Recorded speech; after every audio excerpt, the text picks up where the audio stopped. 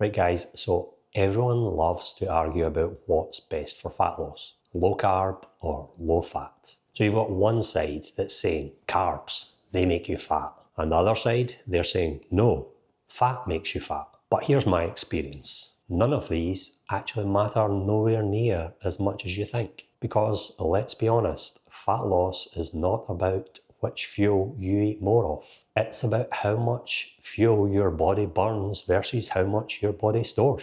So today I'm going to cut through all the noise and show you what really affects fat loss and how you can use it in your life. Let's get into it. You've probably heard that you need the perfect macro balance, like 40-30-30 or 50-25-25 to lose weight. And let's be honest, that looks awesome on paper, but in reality, it's super restrictive. You see, the thing is, your body does not care about perfect ratios. It cares most about enough calories and enough protein. So if you hit your calorie target and get enough protein, the rest, i.e. carbs and fats, can be completely flexible. And that is why you see people losing weight on, for example, keto, or low carb, or high carb. They're all just creating the exact same thing, a calorie deficit. Now, if there's one macro that deserves the most of your attention,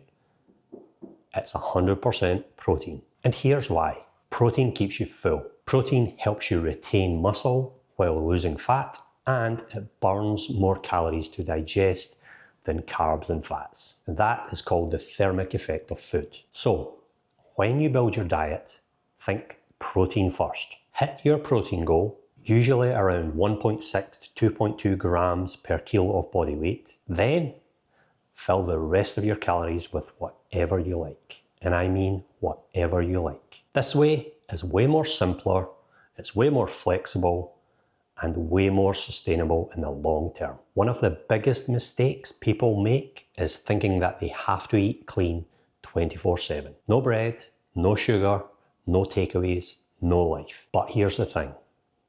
Restriction doesn't create fat loss. Consistency does. You can eat healthy and still not be in a calorie deficit. You're much better off eating a mix of foods that you genuinely enjoy within your calorie target. If you enjoy your food, you will stick to it.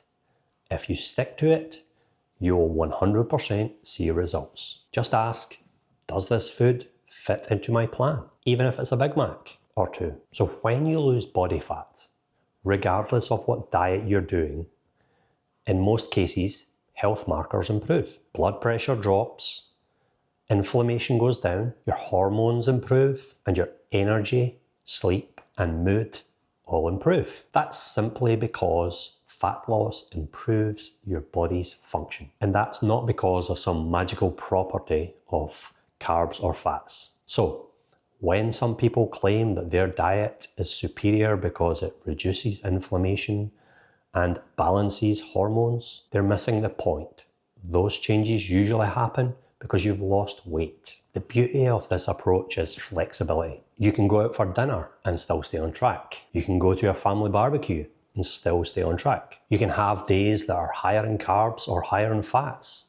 As long as your protein and calories are hitting the mark, it doesn't matter. And therefore, you don't have to fear a food group. That, my friends, makes it sustainable. And being sustainable means you are much more likely to stick to it, because no diet works if you can't stick to it. Now, there is a downside. Flexibility still needs structure. If you eat without any awareness of your calories or protein, you'll just drift right back into overeating. You need some sort of framework, planning your meals, or tracking what you're eating. You can even use my calorie calculator. So here is how to start. Find your calorie target. Find your protein target. Then set your protein goal. About 1.6 to 2.2 grams per kilo of body weight. Eat mostly whole foods and include flexibility when needed. So here's what I like to do. I like to get most of my protein at the start of the day. So I'll make sure I've got most of my protein by early afternoon. And then